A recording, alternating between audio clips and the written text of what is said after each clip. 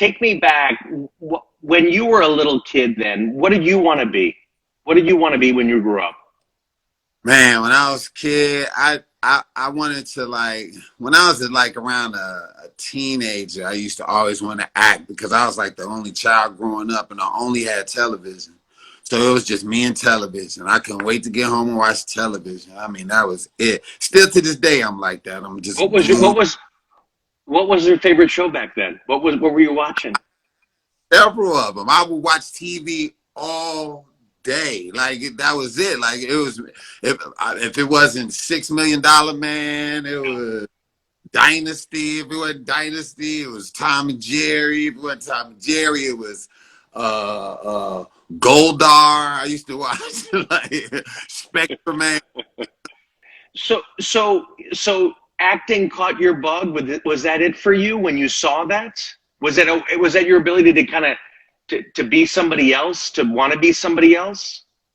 Well, I already had an imagination, with my toys and my car, my little toy cars and, the Spider-Man dolls and all that. Like I already had an imagination. So with television, I would see them and then I would want to be them. And then when I realized, and then I would act like them. Like I used to love Fame, I used to like anything I saw. I used to Andy Griffin's show. I used to just watch these shows and just be like, man, that'd be cool to be in that town, or man, it'd be good to be a part of this and be a part of that. And then as I got older, I started realizing that these are like actors. I used to pretend to be a part of those situations, and then when I found out they were acting. I was like, oh, wow, they acting. And so I just always took a liking to that. But we never had the money for me to go to school with that. Like, even college, we didn't have no money for me to even go to college, So, I mean, I did go, but I just went off of going to an agency and the agency being like, this is the only school that'll take you. And I was like, okay, I'll go to Arkansas. And that's exactly how it was. It wasn't like I sought out to go to a HBCU. It was just one that was available and allowed me to go. So You just followed the path. You followed everyone else's path. yeah, because we didn't have money. I didn't have money to go to college, and so all my friends were going to college, and I was like, man, I'm just gonna go to a community college. But then a friend of mine was like, man, there's an agency downtown that'll find a school to go to, and they'll get paid for you going, so you don't have to pay tuition. So I was like, okay, so I signed up for it, and sure enough, they found a school in Arkansas called Philander Smith in Little Rock, and I ended up going there, and that was it. And then I went to school that way because but that was just college. My dream of acting was been out of the situation all the way around because we didn't have money for nothing. So. And I even asked my mother, and she was just like, we don't have money for that. So I just never decided to go to acting school. I just What were you studying in school? I studied drama. I was doing drama. I was doing plays, psychology. Yes, psychology and drama. I was doing different plays and being a part of different plays and stuff that was going on in school. And then I was studying psychology. And that was it. Yeah. Did you like the feeling of being on stage? Yeah, I loved it. Being on stage has always been an escape. It's always been a way to, just kind of be somewhere else for a moment, be somebody else.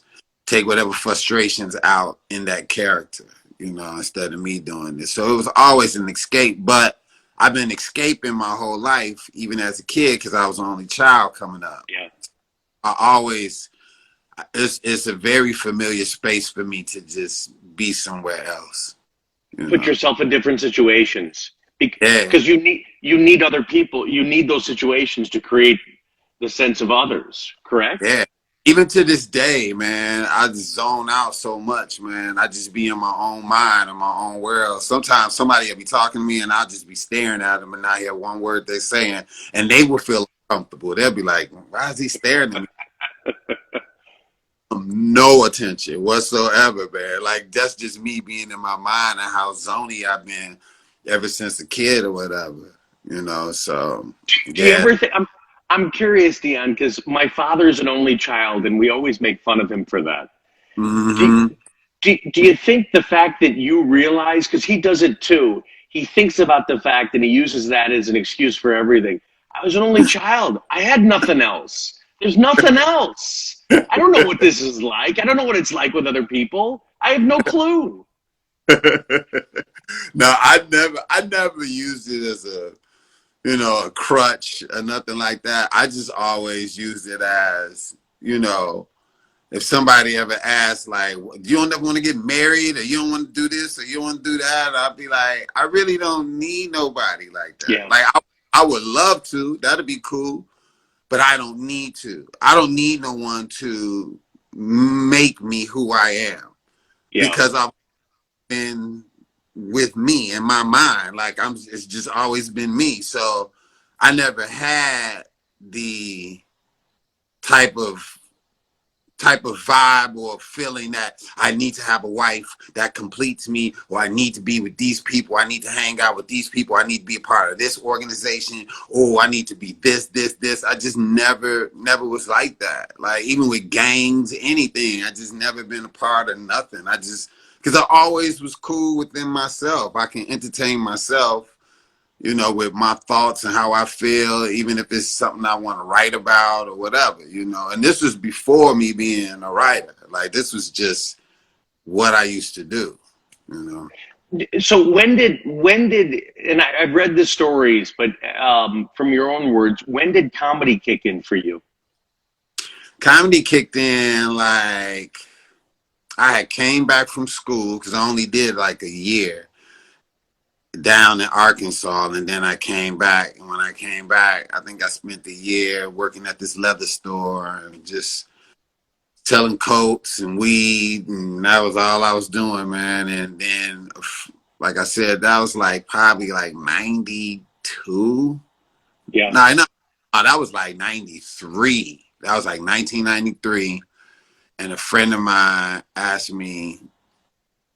told me I should go on stage, because that always made him laugh. And I wasn't no funny dude. Like, I wasn't no cracking joke kind of motherfucker like that. It'd just be something to happen, and I'll give my rendition or my take on it, and he would always be like, "Boy, you crazy as hell," but I would be dead ass serious. Like, I wasn't no joking, wasn't no none of that. I would be really wondering whatever the fuck I'm asking him, and then he just was like, "You should go on stage," and I was like, "Anybody doing that shit?" And shit, I just, he bet me $50 to go do it, and I did it, and never This looked was back. this was at a comedy club? Well, we was at his house when it first came up, and then we was like, when he said I give you $50, I said, well, come on, all right, let's go down to the comedy club. We went to the comedy club and we watched these comedians go on stage, and I was like, these dudes corny as hell. I was like, I could tell a story better than them. So I tried to get on, and they wouldn't let me get on. And then I went back the next week, they wouldn't let me get on. And then the third week I went on, and lights out. Do you remember the bit? Yeah, some of them. One of the bits was about this. You remember this commercial in Chicago called Eagle Man? It was an insurance commercial. It was just like this dude in an eagle suit. It was these two white girls in the car, and then this eagle landed on their car, and he laid an egg, and his logo out, and these girls was like, and it was the worst. Them Chicago Yeah, yeah, commercials, yeah, the yeah. commercial ever. And I just was explaining how that eagle would never come to the hood. And then I had this other joke about this girl wanted me to drop off in the projects. And when I went to drop her off, she was asking me to walk her to her door. And I was like, motherfucker, who gonna walk me back to my car? Because the projects.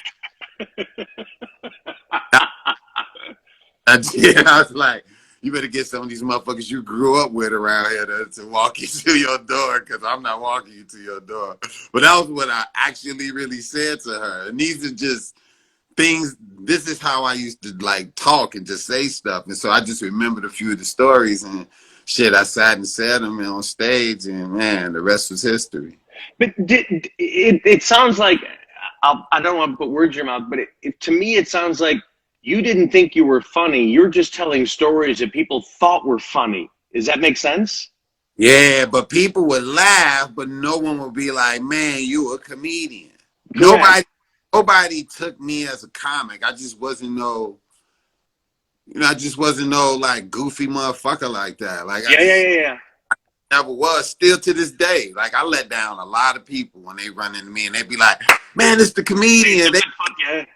I'll be like, "Motherfucker, I ain't no Justin and shit. Like I ain't cracking jokes and shit right now. Like I'm still like that to this day. Like it's just a thought process that I have towards something, and then I write it down, and then I say it later. But I'm not a guy that's just around here like just cracking jokes. I'm more like an observationalist. Like I look at shit, and observe it, and then talk about it, and that's basically how I see myself. Because when it comes to silly shit, I'm not really all aboard on that. You know, I like corny shit. Corny jokes are funny as shit to me, but just silly shit, like that shit don't do nothing for me. So I just So who in your mind, because if you felt, putting aside the direction you went into, who else out there is like that? so I thought I was weird for feeling that way and doing that, you know. But at the same token, it's what made my career go so fast in Chicago. Like I blew up quick as hell in Chicago. Like it was like I think I was on TV 4 months after I started, Well, and how then does that? So, but hold on. Wait, how does that happen? Like, what happened? What exactly happened? I think it was just the fact that what kind of comic I was. Like the way that I'm telling you, and you're asking me who else was doing that. Wasn't no black dudes that I knew of at the time that was really, because I wasn't no like, hey everybody, and da da da. I was real slow paced. I would read my jokes off of a napkin because I was so high I couldn't remember them. So I would read them off a napkin, and that would be it. But I started learning about other comedians who were like similar, like Mitch Hedberg and Stephen Wright, and I started Yeah, yeah. watching. I started doing comedy. I started watching these guys. And then when it comes to observational humor, I mean, some of the greatest was like Ellen DeGeneres and George Carlin, who would take these little minuscule things and then just blow them all out of proportion, you know? I mean, with the fearlessness of Eddie Murphy, the smartness of Eddie Murphy, the just the raw talent of Richard Pryor and Red Fox. I mean, it was just like, and Moms Mabley, just and Lenny Bruce too. These are people who I ended up studying later on, who, to be honest with you, besides Richard Pryor and Eddie Murphy, I had no idea even existed Yeah. until I started comedy. When I started doing comedy, I started researching and looking. I'm like, oh my God, look at these people. And like, man, so I was doing something that naturally happened. And then I started seeing that, you know, it's people like Stephen Wright was like that. Did you think he was? Did you? Because I'm a little older, but I remember seeing him and thinking, "Oh my God, this is so." His tone and his slowness and his delivery was unlike anything else. Anything you ever seen before. And that's what when I started looking at him and started researching him and looking at the things he was doing, this dude he reminded me, please believe it, he is way greater comic, but I still saw myself in him. Just the originality and his pace and his delivery was just something that I just looked at and was like, yeah, you ain't gotta do like the rest of these. I don't have to do it like the rest of these motherfuckers. I ain't gotta rush to my punchlines and rush to the joke and do all this goofy shit. Like I don't have to do it, and this man is showing me that I don't have to do it, and so therefore I just that boosts my confidence more than anything, to just more and more weird and different.